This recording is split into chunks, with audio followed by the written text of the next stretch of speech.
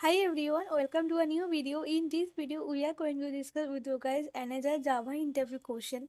So we have already uploaded couple of videos on this topic. If you want, you can watch that videos as well. I will add a playlist link in the description. So now, any further delay, let's get started. So in our last video, we have already discussed about this question.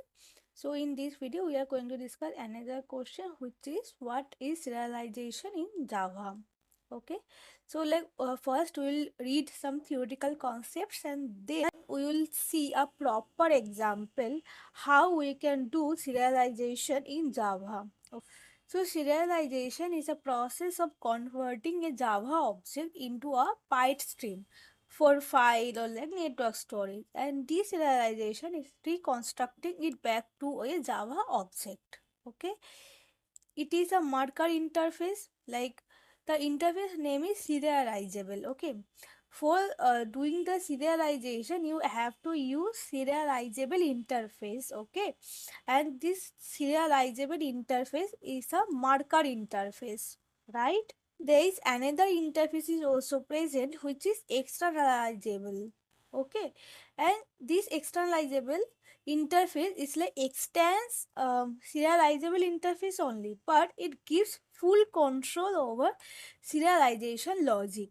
Okay, so like if you can understand serializable interface, then it will be easy for you to understand externalizable interface as well. Okay, so in Java, serial version UID is a unique identifier used in classes that implement the Java.io serializable interface.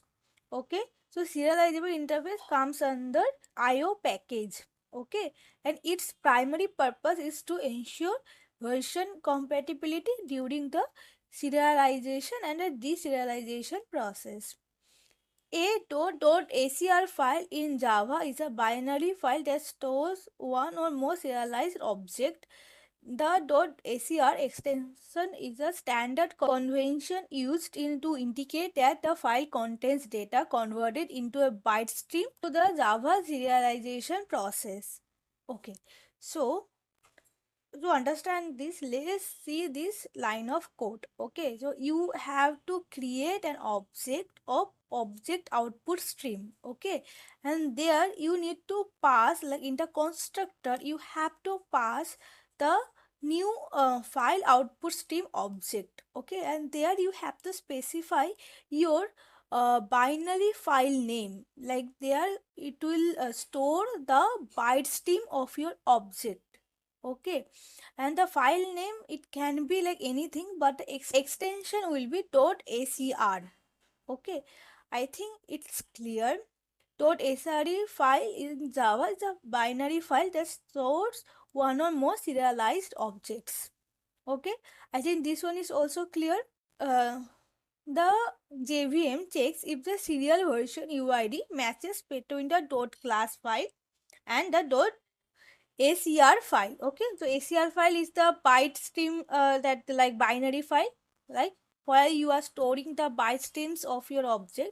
And dot class file, like class file, basically we store Java bytecode that is basically like created from the Java source file. Source file means like I'm saying .java files, right?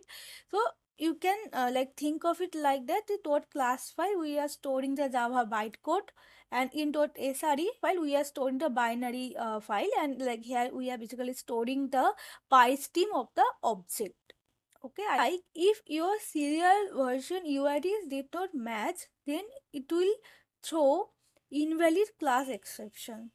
So please read this paragraph, like if the serial version UID values do not match, it indicates an incompatibility between the serialized objects class version and the currently loaded class version. This mismatch typically results in an invalid class exception during deserialization, preventing potential data corruption or unexpected behavior.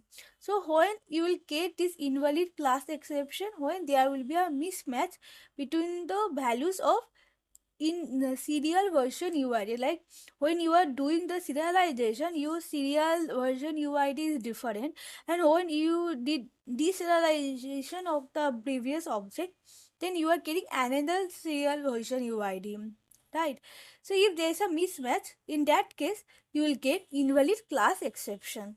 Okay, so if you want to prevent this, there is a very simple way. Like what you can do, you declare this particular value manually. Like you can just declare this serial version UID equals like 1 lakh or like any unique number. So like if you are manually providing this serial version UID value, then there will be no chances of mismatch, right? Because now Java won't provide the value for this particular field. You are manually providing, so there is no chances of mismatch, right? So yeah, this is also one thing that you should remember. Okay. So next, unused like serialization, right? Saving object state to a file, okay? Dot ACR file, sending objects over network, RMI, sockets, okay? Caching, persistence layer, interface is serializable. I just wanted to discuss which is transient keyword, okay?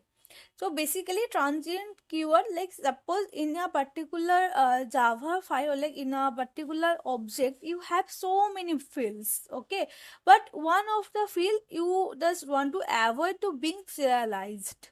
Okay, suppose it can be a like sensitive data, can be a password, can be a OTP, anything, it can be anything. Okay, means that data is like more sensitive and you don't want to serialize that particular field. Okay, so in that case, you can just simply use transient keyword before that particular field like declaration. Okay, the transient keyword is used to tell JVM to skip a field during serialization, right? So when an object is serialized, a transient field is not saved to the byte stream, right? It is also clear, okay? And when deserialized, that field will have its default value because you didn't serialize it, right? So how you can expect the same value in your deserialization? Okay, so you won't get the exact value, you will get a default value. It can be null, it can be 0, it can be false. If the value is a boolean value, you will get the default value of boolean, which is false. Okay, the transient field value is an integer type value, then you will get the default value, which will be the 0. Okay, so yeah, I think this is also clear. No need to worry, we will see an example as well so that you will understand it better. Okay, and the second thing is like static fields are never serialized. So you cannot serialize static fields. You have, and only fields, not methods, are serialized. So you can only serialize fields, not the methods. Okay, I think this one is also clear. So like if you want to avoid serialization for any particular fields, you can use transient keyword. Yeah, and also you cannot serialize static fields, and also you can serialize only the fields, not the methods. So now, yeah, now let's go to our IDE and let's see an example. So like this is our user class, right? So and we will serialize our user objects only. Okay, means we will create some object of this user class and then we will serialize these objects and then we will again deserialize the same object. Okay, so now it's like very simple class, like we have some ID, we have some user password, okay, and we have some getters and setters. So now if we want a field that should not be serialized, in that case which keyword we have to use? That is transient keyword. Okay, so we can just provide transient because like password is some kind of sensitive data, we can say, and we want to avoid that particular field should not be serialized. Okay, so that's why we are just writing transient. If you can remember, there is another field called serial version UID, that is also you have to use in your entity class, right? So we can declare that particular field as well, like private, it will be private static. Okay, final. Static means like it will be accessible at class level, and as it is a static, so it won't get serialized, right? When you will do the serialization in Java. Okay, so private static final, and that should not be changed, so that's why we are using final as well.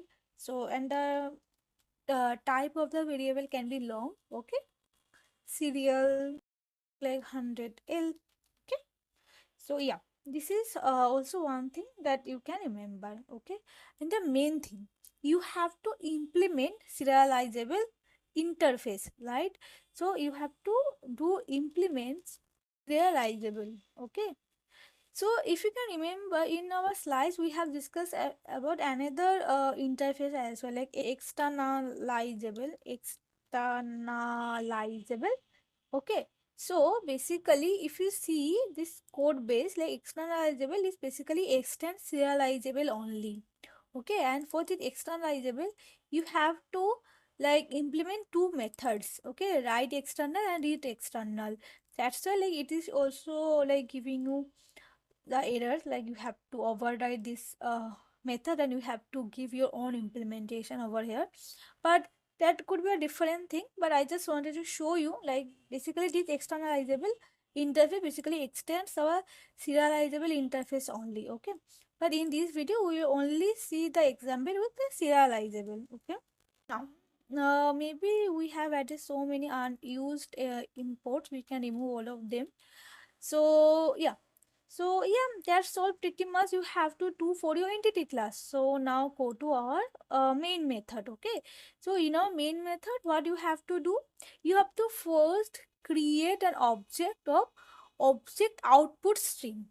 Okay, object yeah, output stream, then because okay, but here you have in the constructor you have to pass file output string. Like if you want to remember it, how you can remember, like how I have remember like output and output, like object output, file output, this one.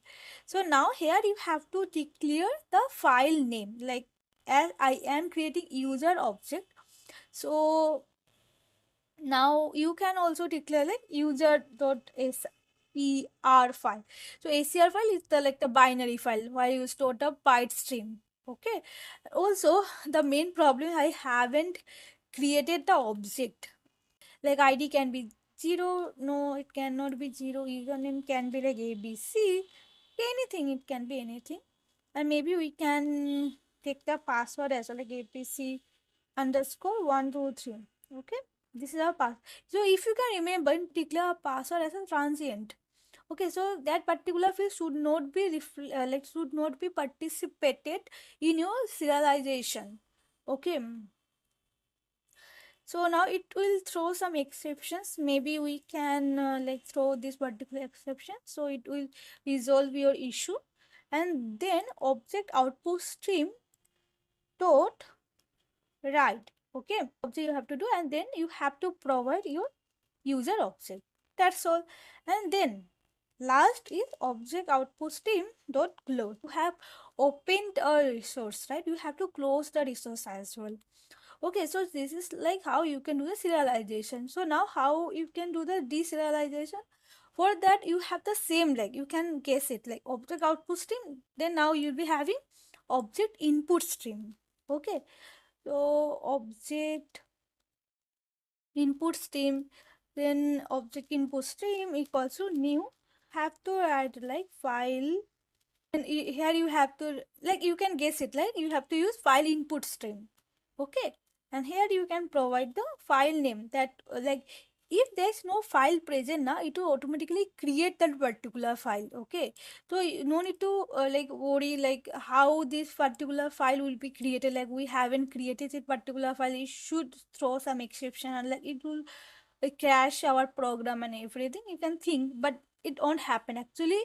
If there's no file present, it will automatically create that particular file. So it is understandable. If you have any doubts, you can also let me know in the comment, I will be happy to answer. Object input stream dot read object. Okay, right, and then now read. Okay, you have to read the object, right? So read object you can do, and now basically it will throw some exception as well, but maybe we can just manage it, like user one we can do, and then you have to do typecasting as well. Okay, and it will throw some exception. Yeah, File output stream will throw file not found exception, okay, and write object will throw IO exception, and read object will throw class not found exception, okay. So now the last thing you have to only do, that is you have to close your resource. The resources you have opened, you have to close it, right? So close. Now last thing you have to do, you have to print the values, okay. So the cat id you can do if any particular field is like did not participate in your serialization, so obviously that particular field you will get default value. So for password, it is a string type variable, right? So what is the default value of string? Which is null. So it is expected that we should get null for this particular field, or like for this particular get method, okay. We can quickly run this code and let me see if there's any error. Okay, there's no error. And also, like if you see, for u1 we are getting 1, and for username we are getting the abc, but for password we are only getting null, means that this particular password did not serialized when you are doing serialization, okay. So yeah, I hope this example will be helpful for you to understand the basics of serialization. Any doubts or like any questions, please do let me know in the comment section. I'll be happy to answer all of your comments. And also, if you want to give me any kind of feedback or like any kind of suggestion, also let me know in the comment section. So yeah, that's all for this video. Thanks for watching and see you in the next video. Bye bye.